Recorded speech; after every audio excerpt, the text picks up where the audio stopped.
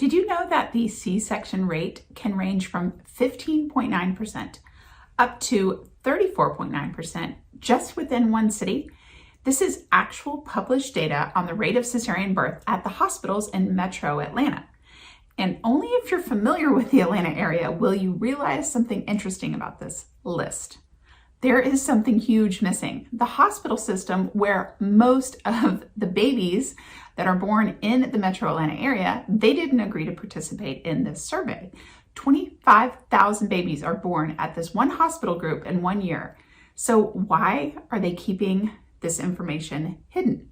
Now, before I jump in any further, let me do a quick intro. My name is Alice. I am a doula. I'm a childbirth educator with over 17 years of experience helping families during pregnancy and birth. And I've attended births in nearly all of the hospitals in the Metro Atlanta area and many of the hospitals in the Metro Seattle area. There is one thing that I've noticed kind of makes me crazy, and it's because there are things that hospitals seem to be hiding from their patients. So in this video, we are going to tackle these 3 things that hospitals seem to be hiding about childbirth and try to provide information about how you can go about finding out this information on your own. So the first on our list, I already started discussing it. It's the rates of important procedures. So 2 of the top procedures that a lot of people care about when they're thinking about the place that they're giving birth is cesarean rate and episiotomy rate. So for this reason, hospitals, they collect this data. And I was able to make this graph of the cesarean rates in Metro Atlanta because hospitals have submitted their data to a nonprofit organization called the Leapfrog Group. Now, this is an amazing organization. It surveys hospitals for important information like C-section rates and episiotomy rates. And they also put together a safety report card and give hospitals grades like A, B, C, D. On their website, you can view the whole hospital report card. You can dive into the individual data on each topic. You can do a search by city, state, zip code. You can even look up a particular hospital by name. It's an excellent resource, but it's kind of useless if your hospital doesn't choose to participate. So we can only speculate why hospitals aren't participating. And I think the real question here is, how can we get this information if our hospital doesn't participate? So I made a few phone calls to try to get this information on this particular hospital to see, can we figure it out? Yes, could you connect me with someone in labor and delivery? Hi, I am trying to track down some information. Do you have access to the current C-section rate?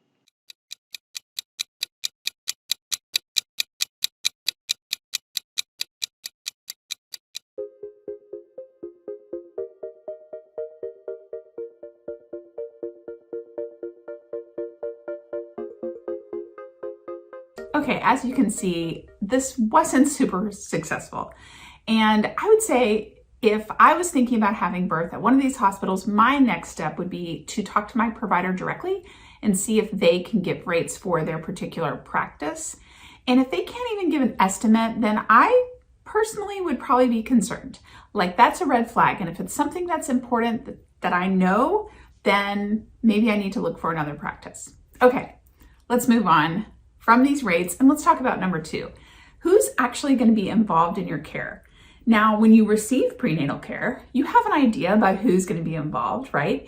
You are probably part of a practice that might have different physicians, might have different midwives, but do you know the whole story? Are there going to be residents involved in your care? How about medical students? Will you have a medical student that's going to be observing your birth from the corner? Or is there going to be a student nurse that's going to be shadowing your nurse? So if you're getting care through a practice that is part of a major medical school, then you are likely going to have the opportunity to receive part of your care from residents. Here's the thing about that, is that often you aren't given this information up front. if you are going to be seen by a resident, you might see them in your prenatal appointments, and you can have the opportunity to ask how they will be interacting. What I have seen at a lot of hospitals that have a major medical school involved, the resident actually does most of the interaction with you when you're in labor. This just brought up seriously this memory of this very new, I think, very young resident at a birth that I was at, where he was trying to describe the risks of breaking your water and how it increased the risks of infection. And he said, well, the baby is surrounded by a big water balloon, and after the water balloon breaks, it's sort of like a vacuum where your vagina can suck in bacteria. And I just looked over at the nurse, and we both, she gave me the hugest eye roll, and we couldn't stop laughing about the vacuum vagina after the water breaks. So your care could look a little different from what you are wanting or what you are imagining. I have certainly seen non-teaching hospitals where they have student nurses come, and it is an awkward situation if you are not prepared for it. What this can look like is you're in labor, you are meeting your nurse, and your nurse has someone else with them who's a student nurse, and your nurse says to you, I have a trainee today, meet Rebecca. Is it okay if she shadows and takes part in your care? Well, you're in labor, you've got a lot going on, and it's super awkward to right then say, no, please don't have Rebecca. But if you don't want to have care from a student or have a student involved, you actually do have a right to make your preferences known.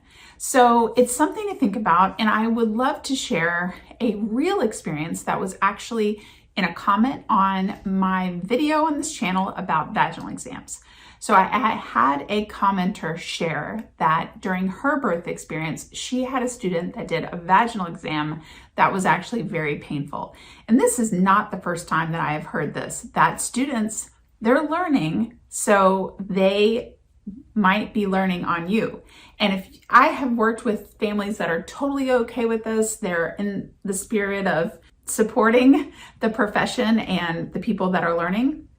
And I have definitely had people who would prefer not to be the one that is being learned on, not to be the one who is one of the first vaginal exams done by a medical student. So who will be taking care of you is a little bit hidden sometimes. So something for you to ask, if this is something that you want to find out, ask your care provider, ask about nurses, residents, students, and how they will interact with you and what your options are. Okay, let's go to number 3. Number 3 is the one that's been driving me crazy since the very beginning of my doula work, and that is hospital policies. So hospitals make policies about certain things around childbirth, other medical procedures, other things that how the hospital works. And these policies, they're so confusing. They are often not something that you can get access to, even in labor. They are not something that is necessarily even said the same way from nurse to nurse or doctor to doctor. Sometimes they almost feel like they're being made up sort of on the fly because they are not, they don't seem very rigid sometimes. Now, here's a perfect example, eating and drinking in labor. So your hospital might have a policy about this. They might have a policy that they restrict intake to clear fluids only during or after you reach active labor, which it's not evidence-based. So it bothers me that they might have that policy, but it's very common to have that policy. So you in labor might say to your doctor, hey, can I keep eating after I'm in active labor? And your doctor or your nurse might say, yeah, that's okay. and someone else who's giving birth next door with a different nurse and a different doctor might have a completely different answer to this question. So it's like, what is the wiggle room here? How solid is this policy? How flexible is this policy? Who wrote the policy? Can I get any information about it? And some of these really do impact your care. Like, for example, eating and drinking. If you know that you want to go unmedicated, if that is your preference, low intervention, you're probably going to want to eat and drink in labor, and you're likely going to want to be at a hospital that supports that. But how do you find that out, right? So again, good first step is to go to your provider and say, are there any hospital policies that I should be aware of if this is my goal that's going to come into play in me trying to reach this goal? Or what's important to me is this. Are there any hospital policies that you're aware of that will prevent me from doing that? So another policy might be if you can get in the shower with an induction. What kind of monitoring do they have? How do they do their intermittent monitoring? What is their policy for continuous, intermittent? That can really affect your experience and might make you change where you want to give birth or change your ideas about it. So a lot to think about as we are preparing for birth. Now, I have got a playlist for you that I've taken my must-watch before birth videos and put them all into my favorite playlist that you can get to right here. And leave me a comment if you have a hospital policy or something that you feel like your hospital is hiding from you. And we might even tackle a part 2 of this topic.